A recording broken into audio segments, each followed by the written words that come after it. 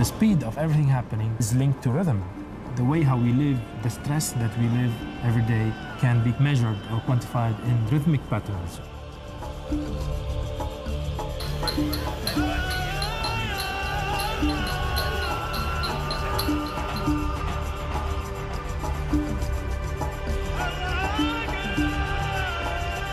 If you live in a place that has no water, you will never hear the waves. And if you live in a place that has no trees, you'll never hear the birds.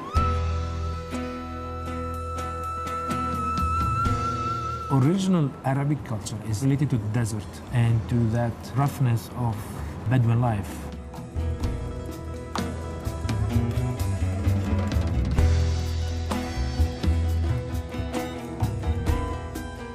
Bedouin rhythms are so linked to the movement of camels, you know? A camel is moving.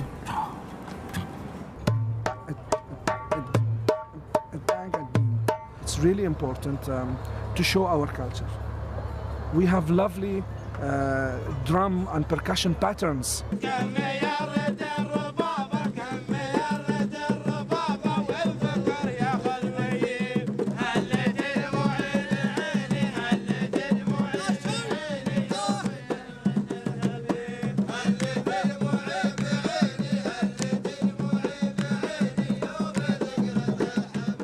In the times of Arabs in Spain, the music that's been influenced from that time is very, very inspiring, and it carries in it almost everything we need to know about Arabic music. Rhythms, scales, maqams. What distinguishes the Arabic music from the rest is the quarter notes. The quarter notes are only there in the Arabic musical scale. Western music has semitones, you know, white keys, black keys on the piano, semitones. The guitar is divided in semitones. The quarter tone can only be played on an instrument like this that has no frets, you know, because you're free to move anywhere. So we're talking about a microtone. These you won't get that in other.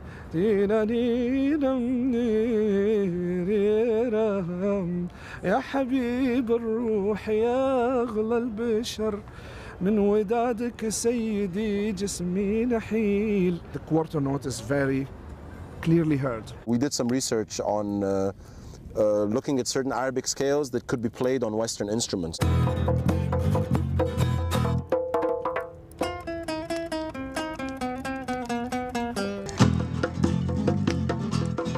We've managed to become known as the kind of like Arabic fusion band in Dubai. We took a decision to stay true to our origins because we are Arabs by nature, but we also grew up with a lot of Western bands like you know, Floyd and Hendrix and Zeppelin, and a lot of folk and a lot of rock and stuff. So we took a decision to try to kind of like blend those two influences, if you will. We like to keep it raw, and we like to keep it original. Well, this is called Qabila, and it's the title track from our second album, which we are recording this year.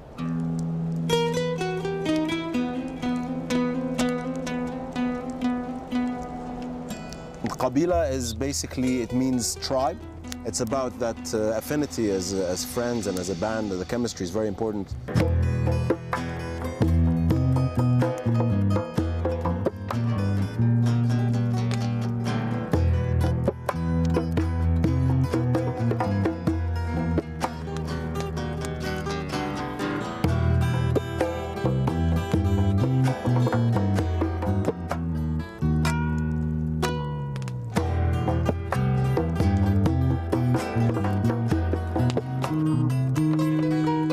Actually, it has like different beats because we're moving from a scale to another scale. So, but the platform of the song is an Arabic fusion.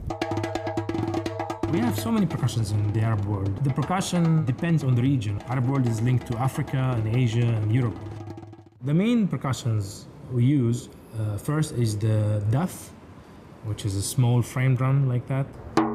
Then you have the frame drum itself, which is bigger. The Turkish and the Persian dafs are larger. They're about like this big each, you know. The other ones will give you a tack, doom.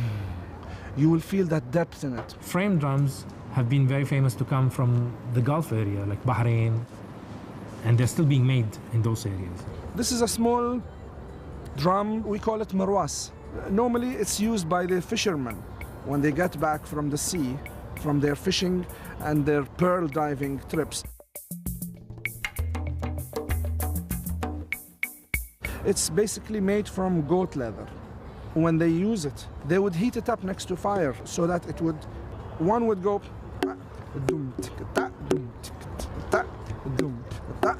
the other one would go,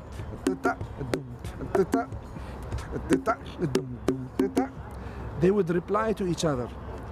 But when 30 or 40 people are playing this, and they're giving all sorts of replies to each other, it's beautiful. Other percussions would be the darbuka, or we call it durbaki.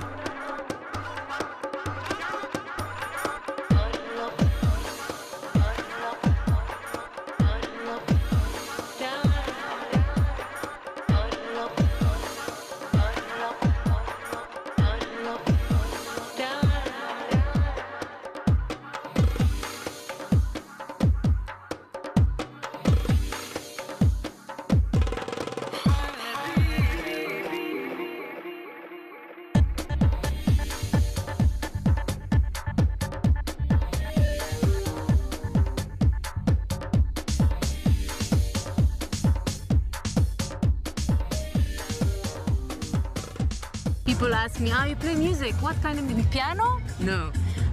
Okay, you play violin? No. I play darbuka. When I first liked the darbuka, I didn't know that there are no other women who play darbuka. I didn't know that, I'll be the only female. As I went on, I discovered how odd it is and how people take it a little bit with a funny face or with a strange comment. I got a lot of this, and the more this happened, I think the more it was fun to go through it even more.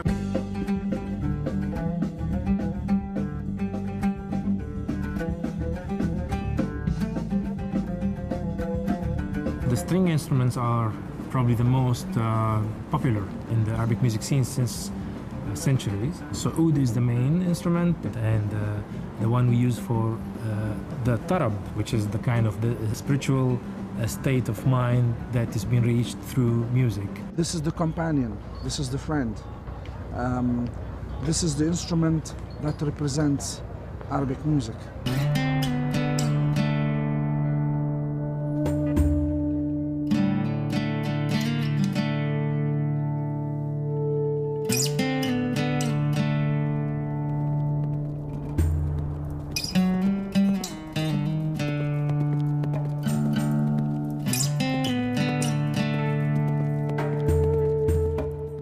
My name is Iriab. I'm from Brazil, and I came to Dubai just to see what's happening in the city. And I start to play a few cafes just to know how it works, the Dubai music, like they sing.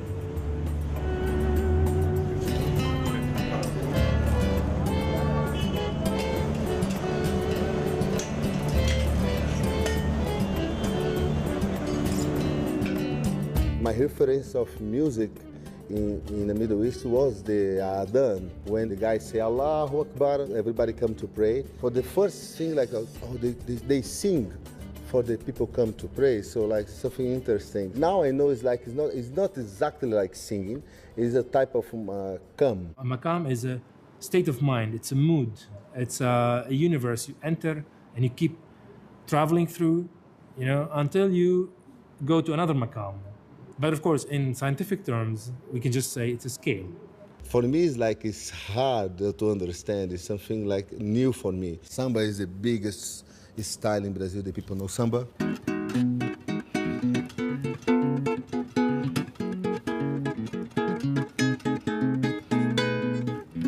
Samba is something common for me, but it was not my style. I was trying to play, but it was not my style. We have one guy, his name is Dilermando Reis, who was from the 30s. So he was playing things like this.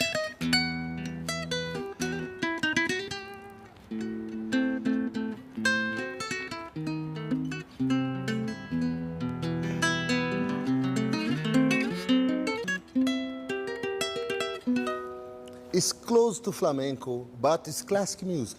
And when I discovered in the Middle East, flamenco was created from Arabic scale, was something like amazing. The Ziriab was that guy. He brought that stuff to Spain. He was born in Baghdad, and he started to to learn oud.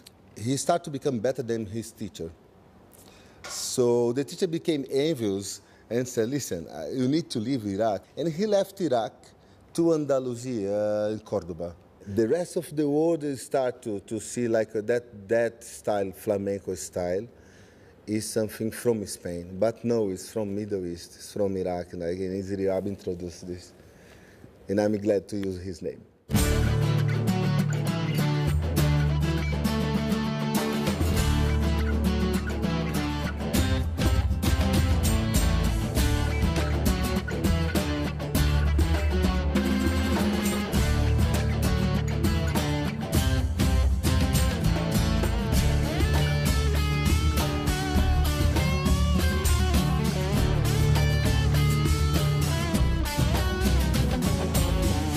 Who is Omar Khorshid? He is that young guitarist that was found by one of the famous composers in Egypt, Abdul Wahab. And Abdul Wahab is one of the main composers for Kulthum, the famous legend Kulthum. He took elements from classical Western music, from Latin music, from jazz, from ballroom dance, and put them in Arabic music, fused them at that time. I'm talking about 50s, 60s, Eventually, there were melodies that had quarter tones. Omar Khorshid chose to take off some frets from the back of his guitar neck and put them where it's needed. That was a very primitive way to do it. That was done in late 60s, early 70s. I took that idea, but I didn't want it to be limited to one part of the guitar because I play everywhere in the guitar, so I want that to be everywhere as well. So the only way was to study again the fretboard and find all the possible locations to put those extra frets, and then find a manufacturer, somebody who can. I don't want to do it at home with a hammer, I want somebody to do it in a proper factory. This is the KMA1. The main idea behind this acoustic guitar is to have a guitar sounding instrument on which I can play like I play on an oud. With a fretboard without anything on top, you can always slide the notes and get that glissando effect.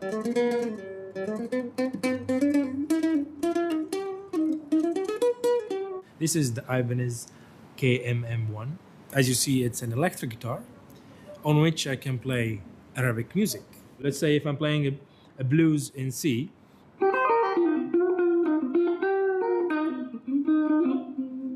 I can add to it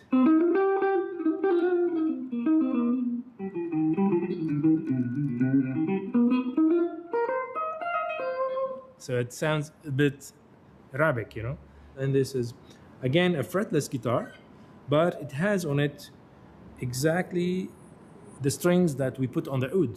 So it's double strings. The exact set that we put on the oud, we've put it on this guitar.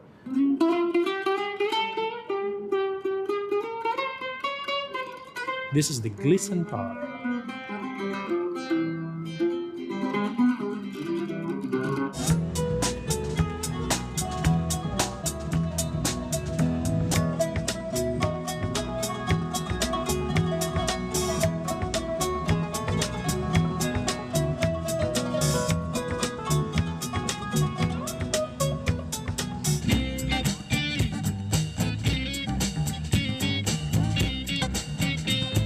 So oud is the main instrument. Then we have the qanun, which is the flat harp. آلة القانون هي من أقدم الآلات الموسيقية العربية. هي موجودة بس مو بس بالشرق الأوسط، يعني بالوطن العربي، موجودة بإيران، بتركيا، بأذربيجان.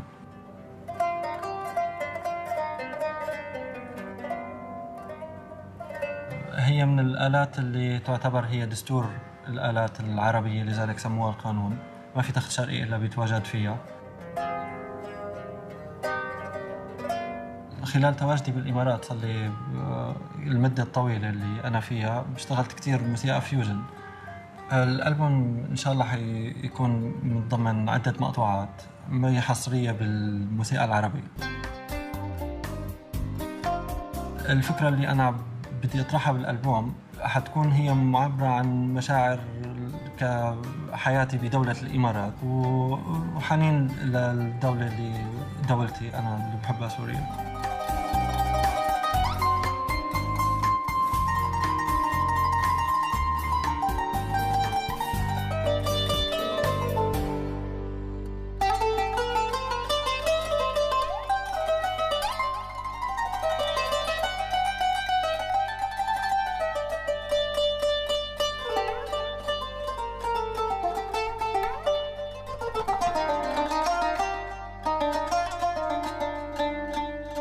القانون هي آلة تعتبر من أشهر الآلات العربية بس ومن أصعبها تعلماً. هلا إذا بتلاحظي آلة القانون هي عبارة عن 78 وتر. ال 78 وتر مكررين كل 3 أوتار بيعطوا نوتة واحدة. إذا بتدققي داخل البيانو هو تقريباً يعني 100% هن نفس الشيء بس بيختلف طريقة العزف. البيانو بيكون بمطرقة أما نحن بنعزف بالريشة وعبارة عن بالأصبع.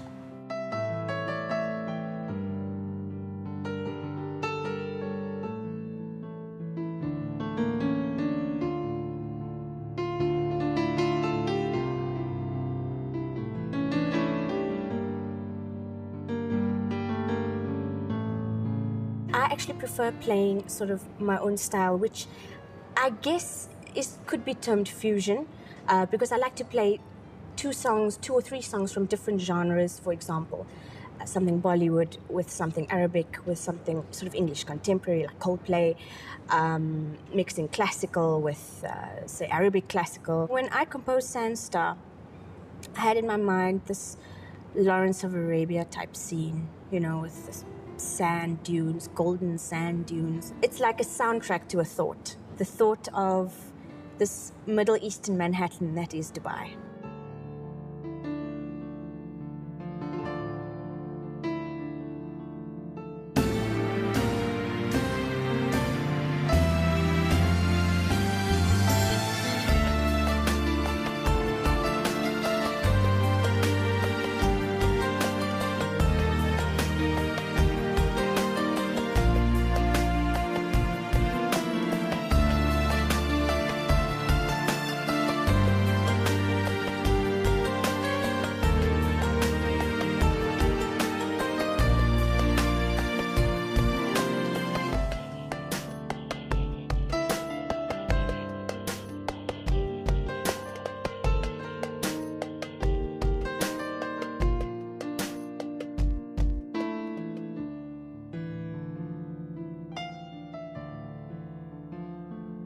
Before Islam, there used to be some famous female vocalists in the non-religious society, Arabic society before Islam, which mostly had disappeared through the first periods of Islam. Later in the 19th century,